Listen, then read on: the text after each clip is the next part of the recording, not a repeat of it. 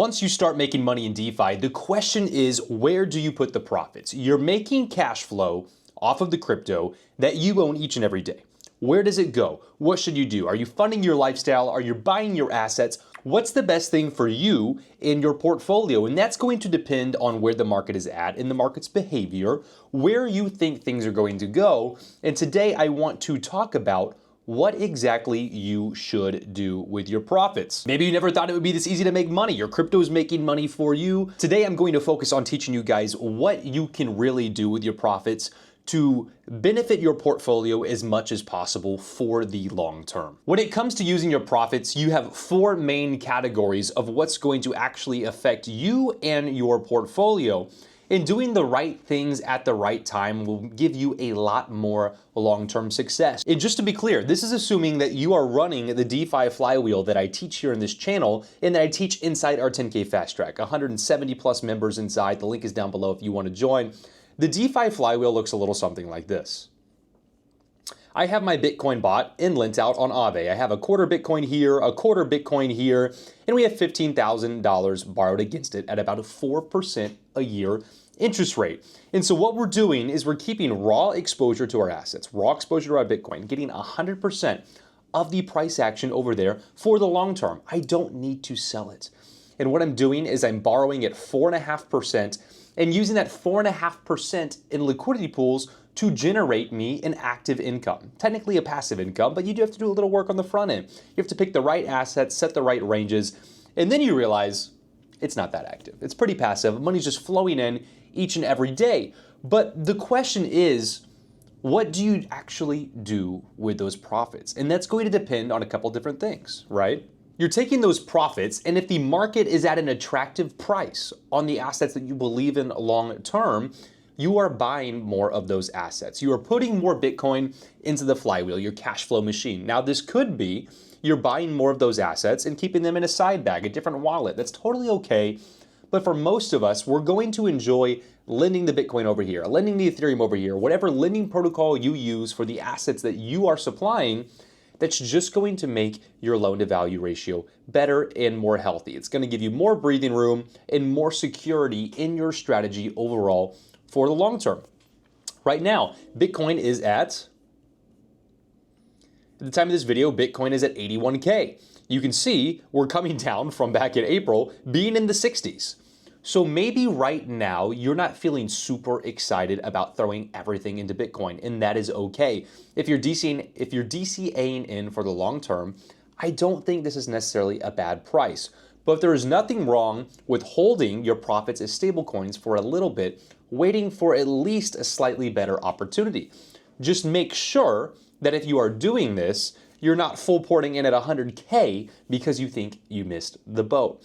It's very important to know what you want to do and at what prices beforehand. Don't make emotional decisions with your profits just like you wouldn't with fresh capital coming in. You don't want to FOMO the tops. You don't want to sell the bottoms. You want to be doing the best thing you can for your portfolio. And what that means is it may not necessarily be a 100% the profits are going to different directions. But I'm going to break down just a little bit about how I would play this situation. When I'm taking profits, I do enjoy at any attractive price buying more of those assets. So for me, even at 80K, some of that is going to go back into my core assets as long as it's a good price.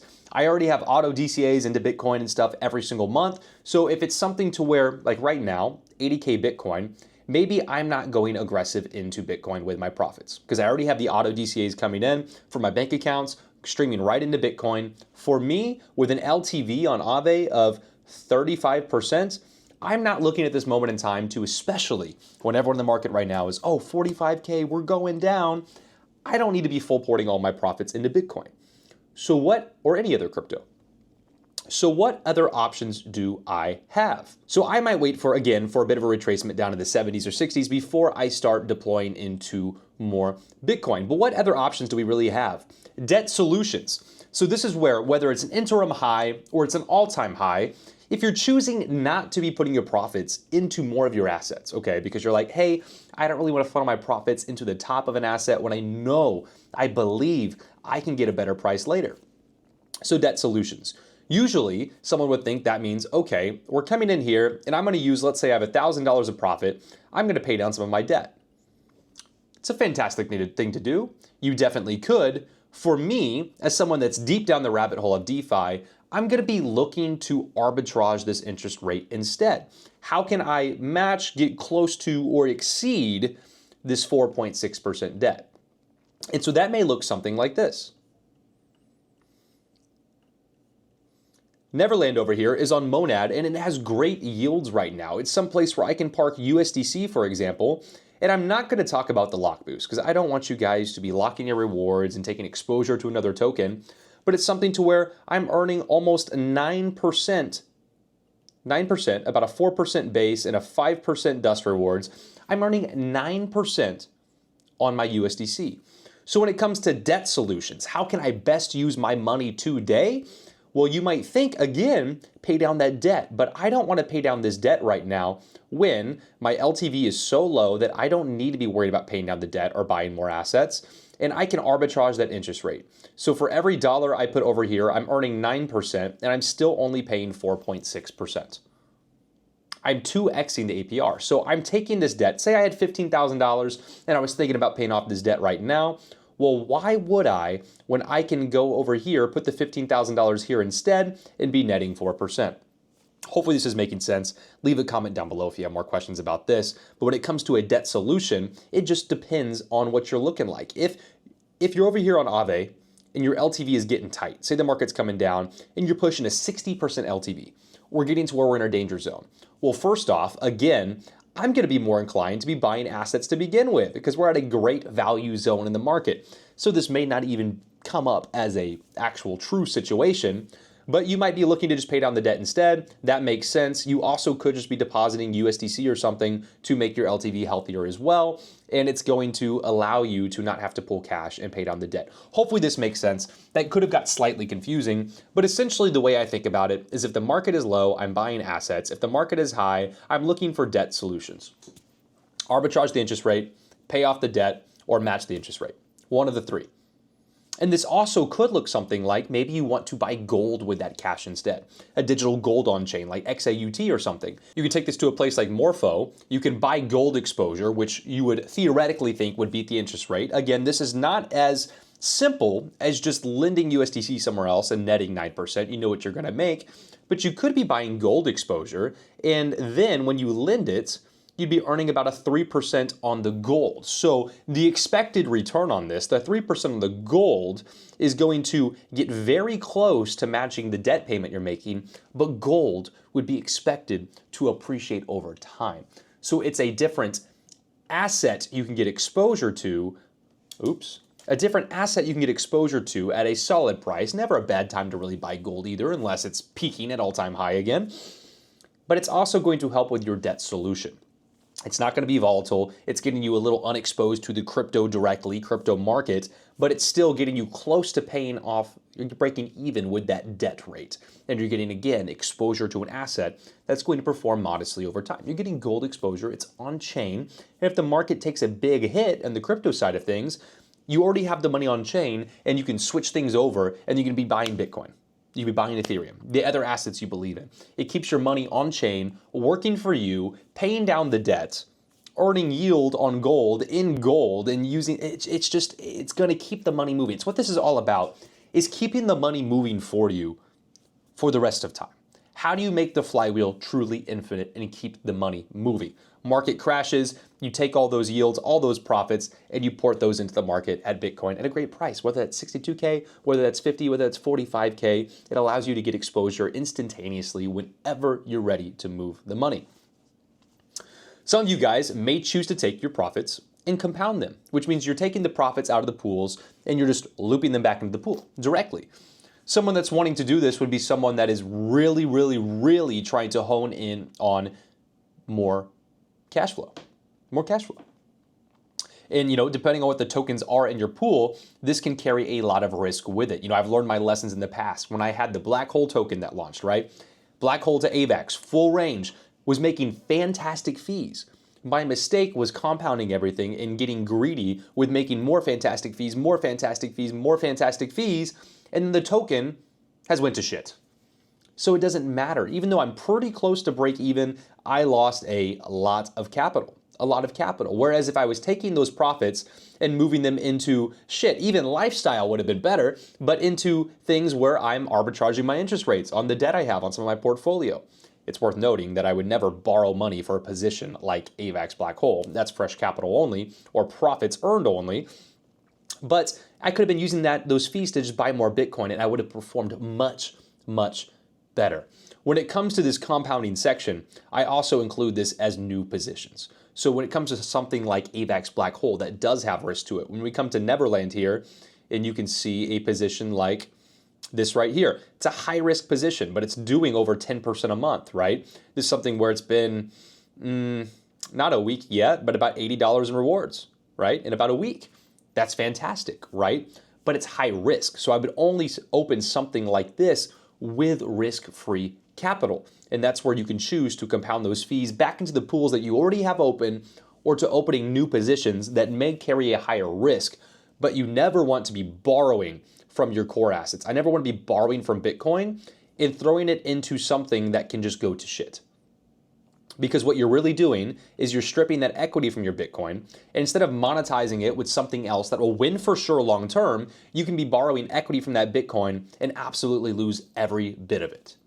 And that is not something that we want to do. That is something I really, really advise you guys against. So when you're borrowing against your portfolio, make sure you're putting it in kind assets. Borrowing against Bitcoin, don't be throwing that into risky assets. Borrowing against Ethereum, same thing. When you borrow against SUI, you can put that money into other SUI stuff if you want, but I wouldn't be going down the market cap list from the coins you're borrowing from and increasing your risk by multiple X. Increasing your risk like crazy. Borrowing from Bitcoin and ETH, stay in Bitcoin and ETH positions. Maybe some other layer ones, not too risky. But again, just make sure you're being a good steward of the capital that you're borrowing from the Bitcoin that you worked hard to actually accumulate. Don't disrespect it. When it comes to lifestyle, a lot of people, a goal for a lot of people is to live off the portfolio. And that's something that I've seen work firsthand personally. There's other guys in our private community, again, 170 people inside, that choose to do this. I would be careful with doing this too much because you want to let the infinite flywheel be truly infinite, right? You want to make sure you're using at least a portion of the profits you're making to continue the flywheel, to build more asset bags, to increase your cash flow over time, to where the lifestyle button, maybe you shouldn't be going 100% of your fees in the lifestyle, but the percentage that you do, say 25% of your fees each month, you take and use it to improve your lifestyle, whether that's food, groceries, your car, insurance payment, maybe just to pay your bills so you can focus on a job that you actually want to work, but that should be a percentage, 25%. That way the other 75% of the profits you're making are going back to growing the flywheel. And because of this, later down the road, the 25% you're pulling for lifestyle will continue to grow over time. You don't want to neuter yourself. You don't want to nip yourself in the bud to where you can't grow and then you can't increase the amount of money that you're actually making in cash flow. A goal for a lot of people may be just to quit their jobs, but I don't think any young man especially should be looking to not work, to just go out to Thailand, live on the island, and never work again. The goal is that you can still work, but focus on a passion in what you truly do want to do, and this will help you do that. It'll help you pay for an easy, cheap life in Thailand, but then you can focus on an online business you want to run. Or maybe you're someone that your true passion is that you want to be an artist. You want to play guitar, you want to do concerts, you want to sing for a living. Those professions, unless you're top of the industry, they don't pay well. Same with like personal training and stuff like that. But if that is your passion, it's something to where the profits going to some of your lifestyle can help you pursue a career in what you actually want to do versus what you need to do because you need the money. So you can spend a couple years dogging it out, making profits, funneling those back into the flywheel until a percentage of this coming into lifestyle is enough to sustain a lifestyle of your design of what you truly do want to do. Say you're making $3,000 a month off your pools right now. If you pull all $3,000 out, it's never going to get much better for you. You have to be able to complete the flywheel and keep growing this to where over time you're making $6,000 a month, $10,000 a month, $20,000 a month, and it just scales. You have people like Grant in our 10K Fast Track making crazy money per month, but he also has a very large portfolio with an M behind it, right? And when you get to that point, he could be pulling out a bit for lifestyle, and it doesn't even affect the flywheel anymore because it's growing too fast. It's compounding like crazy, but it's something that you have to build for. So I really, really stress, and again, some of you guys may be in a tight bind or situation to where you need to be pulling this out to pay off a credit card or a emergency that comes up, and that's totally different. It's a beautiful, an amazing thing to where if you have an emergency, a hospital bill come up with $3,000 bill due, or maybe worse, if you made $3,000 in fees, that's what it's for, to take care of that emergency. You can do that, no problem. No problem at all. But just don't be blowing this on the bullshit, guys. I promise. Use this to enhance, grow, and design the lifestyle you want, but make sure you prioritize longevity by making sure you're getting your assets, you're doing the right things with your debt, whether it's paying it down, whether it's arbitraging it over time, waiting for the next dip, and then you can take all this. If I have 15K in debt over here, making 4.6%, and I come over here and I'm arbitraging that 15K with, oh, it's not loading. But with that 9%, I'm positive on my net APR, and I'm waiting for a dip, and then when the dip comes, I take that 15K and I redeploy into Bitcoin, redeploy into Ethereum, whatever it may be. Again, we all believe in some different assets, so the game plan's gonna be a little different.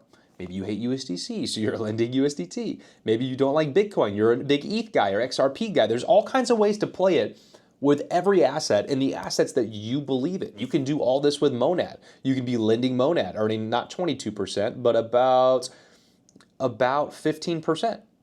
Just about a little under like 14.5%. You'd be doing it with Monad and then borrowing USDC and then running the flywheel with the pools that you believe in and take it over to VFAT, Monad USDC, earning like 60% right now in a super wide range that I have. And you have that and it's cash flowing. And it's, so what do I do with the cash flow? Well, if Monad's at a great price, you're buying more Monad. If it's not, you're fixing your debt solutions or you're compounding into more cash flow generation. And then again, this should be the last thing on your list. But that being said, when the market is up here and you're at the all-time highs next time and Bitcoin's at 125K, maybe it's pushing 140K, here's the truth. Buying more assets doesn't make a lot of sense. Compounding doesn't make a lot of sense. Opening new positions doesn't make a lot of sense. That's when you really focus on your debt solutions. You're paying down debt, whether with your cash flow or with your assets. You're starting to take profit. They've doubled, they've tripled. You're paying off the debt for free.